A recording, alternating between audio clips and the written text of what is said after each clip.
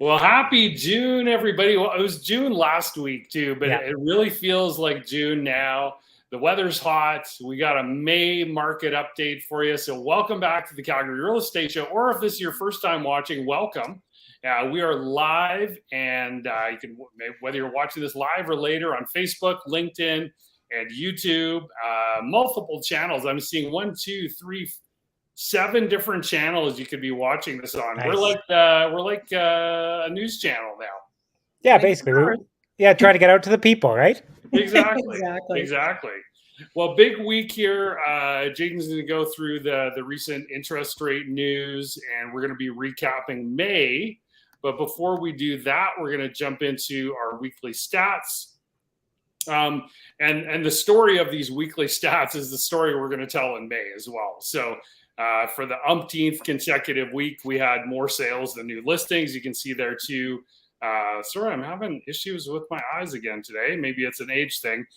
So 287 new listings, 381 solds for a 133% sale to new listing ratio, 271 pendings, 120 price reduced. So there's still people overpricing their homes. Back on market of 38, days on market of 23. Natalie will get into that more in our real estate time machine slide.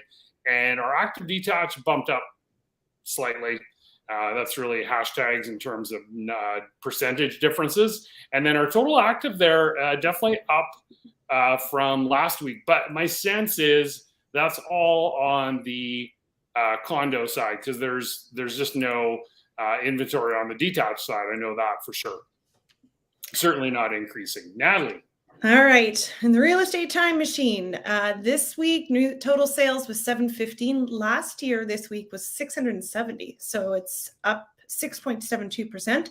New listings were at 933 this week, 996 last year. So that's down 6.33%. Active listings, 3227 this week. Last year, 5399. So it's down almost 38%. Average price, days on market, 23 days this week, and last year it was 24, so it's down a little bit. It keeps like climbing down, I'm finding. Yeah, exactly. I think as buyers are really jumping on these new listings. But I mean, look at the sales number there. It's actually up. I mean, this is a week. Again, we always caveat this, but it's always interesting to granularly look week over week. So this week we're actually up over last year. And look at those active listings. Yeah.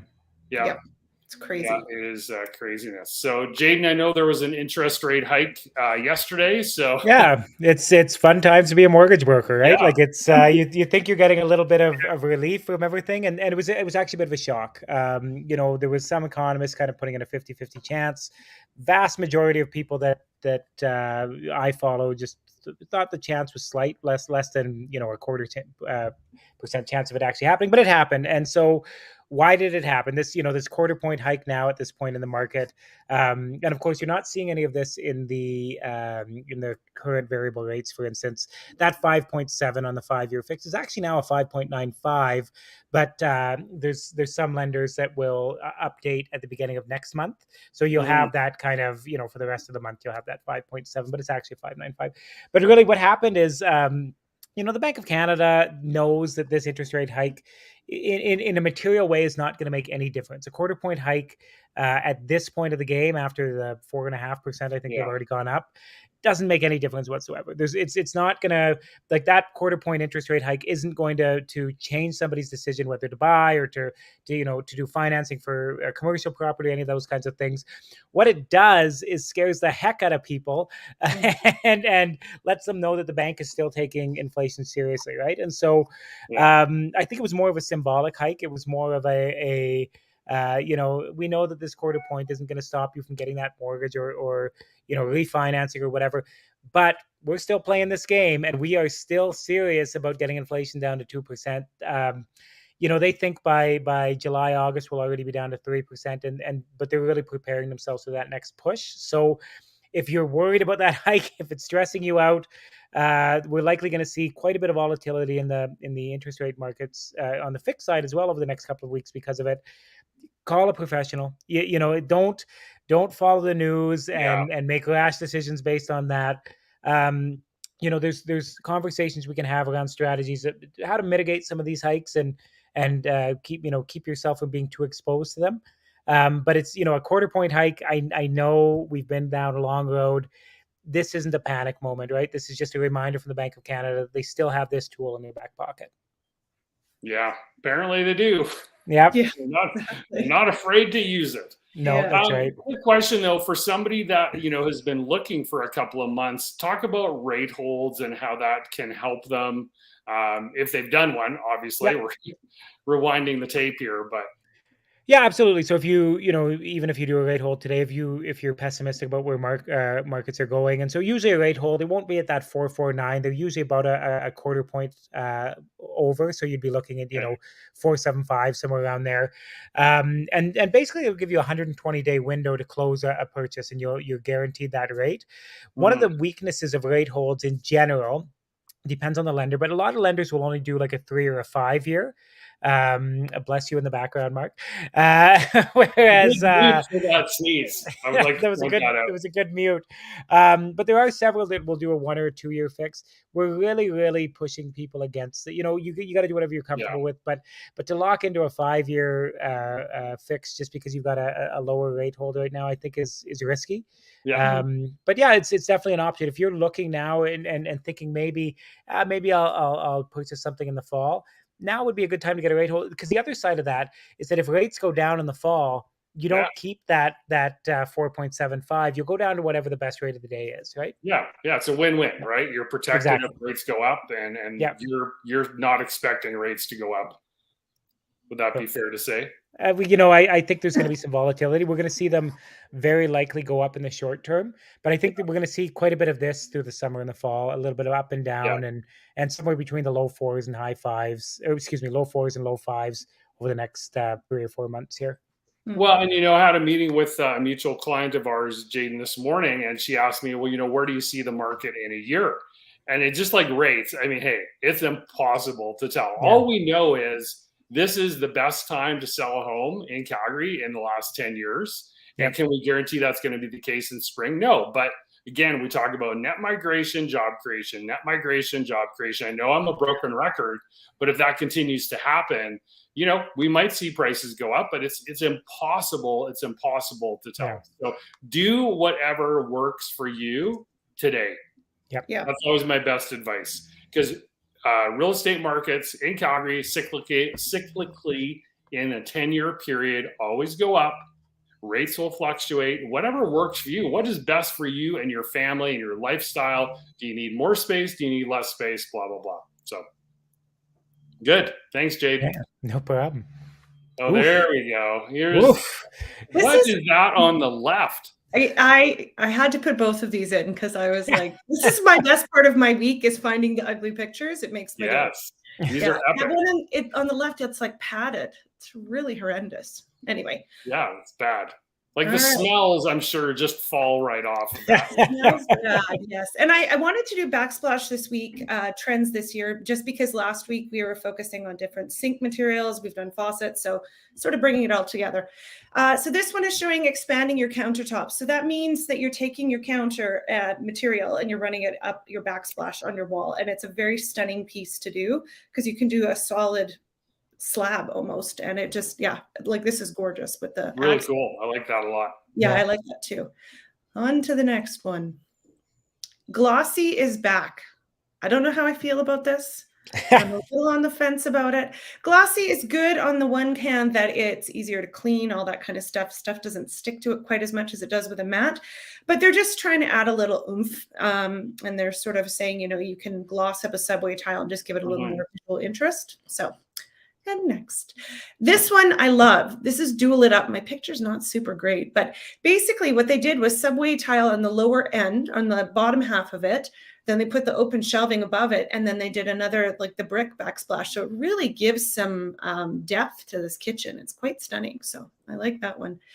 This one is getting into fun shapes. Now this is definitely in a modern house. You would want to do this, the hexagon, and it's all abstract. So it just gives something different to see. I don't know how I feel about it only going halfway up the wall, but that's Again, my OCD comes Feels into like they ran out of money or tile or both. Exactly. It's probably in like a tiny house or something, and it just, Yeah. whatever you got to do. And this is running statement tiles right up to the ceiling. And I mean, it really packs a punch when you see a kitchen like this. Yeah. It just, it just adds that extra layer again into the depth of a kitchen. So it's not so, sort of standard, older grade. I love that. Yeah, it's quite beautiful with the dark accents of the wood. Very nice. All right, very good. Thank you, Natalie. You're There's welcome. our community events. I have my screen in full screen this week, so I can actually read them. We'll pick out a couple. There's that carnival show and shine up at the Edgemont Retirement Residence. As a car guy, that would be super cool. Yeah. There's that Father's Day brunch at Gasoline Alley. So if you're looking to take dad out for a brunch instead of making him barbecue, or make him barbecue, I like doing that too. So that's happening at Gasoline Alley. There's that Game Con that I know Jaden nerded out on last week. So lots of stuff going on. And this is actually directly from our newsletter. So if you would like to get our newsletter, please reach out, message us here on any of these platforms that we're on, and we'll get you signed up for that. So here we are, May, it's over. And what happened in the market? Well, craziness. The best way to describe it is it really doesn't make any sense. At our business networking meeting last night, we had a guest there last night who said, why are homes still selling? I'm like, well, we have people moving here from all around the world. There's jobs being created. And so they need somewhere to live, whether it's them renting and then the person that was renting now moving into, that's the whole chain, the whole snowball that happens, right? So prices were up 2.6%. Sales, this is what actually is freaky, is we're actually 1.9% up from May of 2022 when we thought things were crazy. New listings down 15%, and total inventory, that's the big number here, is almost 39% down over last May. And that's what creates these two bottom numbers here, months of supply at just really one, and days on market, as we've seen, Natalie's been updating us, has been slipping and slipping and slipping. And that is why. So now we'll get into the nitty gritty here. So on the detached side, I've got some blurbs there. Sales are down 8%, but when you have limited supply, you still put pressure on prices, and that's what happens. So 2% up month over month, 4% up year over year. And really, there's the problem is there's no inventory or no standing inventory, like under 600,000. It all just gets wrapped up right away. Semi-detached, 3% up year over year, 1% up, which is a new record high. We have never had semi-detached reach 600,000 in Calgary before, ever. So, so you see kind of the blurb there. 7th consecutive month where prices are trending up. On the Row Townhouse side, this is the same story. It's been there for a long, long time. 89% sale to new listing ratio. So what does that mean? For every 10 homes that come on, 8.9 of them are selling. That's a lot. For every 100, it's 89. Whatever you want to use for math. 2% up month over month, 9% up year over year. Remember, last year was crazy. But sales activity is lower. But that's just because people aren't putting their homes on the market on the Row Townhouse side. They're like, this is all from Crab, right? This is likely related to the lack of supply. It's like, it's directly related to the lack of supply. Oh man. Apartments, 11% up year over year. So what's happening in apartments, and that's why we had the sales increase, to be totally frank. We had a ton of apartment sales, 858 units. That's 36% up year over year.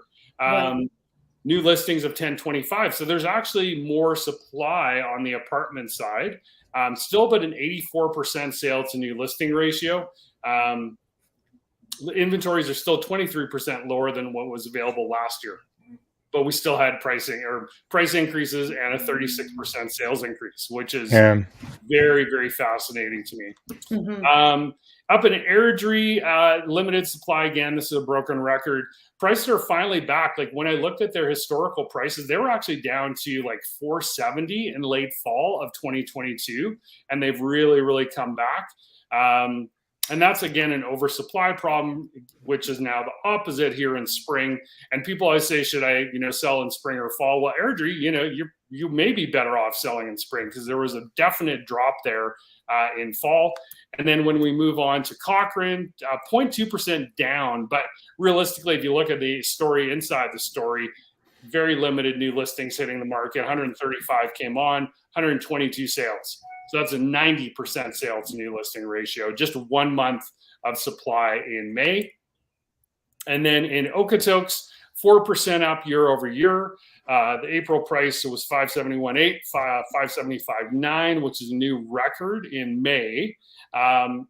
87 units, new listings reach 87, 76 sales. That was 87% sale to new listing ratio. So, yeah, and that is it. So actually, I was going to say in Airdrie, their benchmark price actually reached a record high. I think it was around 587. Wow. Yeah, so that's the story. And again, we always try and say, what does this all mean to you? Natalie, you've been working with some buyers. I'd be curious to get your perspective because you showed a house the other day, and what happened? Which one? Yeah. The last one, yeah, the last one we saw priced very aggressively, I feel, backed onto 69th Street. Very loud. Like in West Calgary. In West Calgary, yeah. And it's really hard. Like these buyers have been sort of saying, their price point is quite high for what they want to purchase, but they sort of wanted initially to come in lower.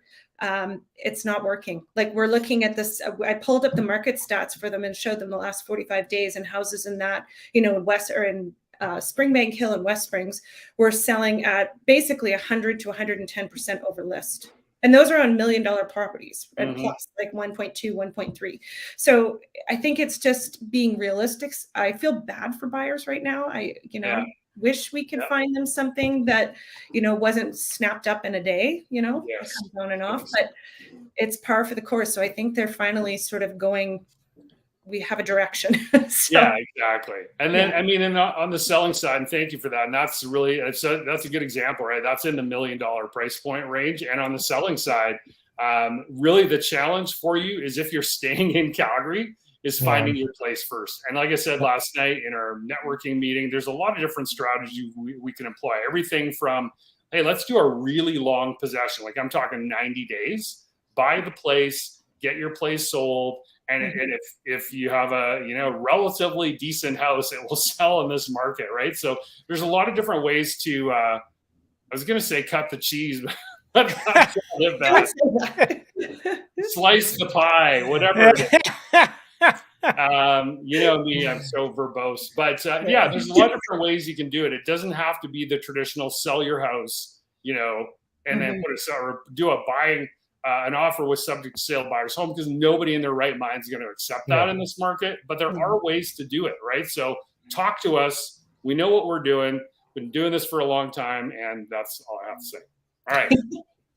Okay, guys. Well, that was great, and enjoy the rest of your week and weekend, Jaden. Yeah, thanks. You guys too. Yeah. Will do. All right, everybody. We'll see you in 7 days.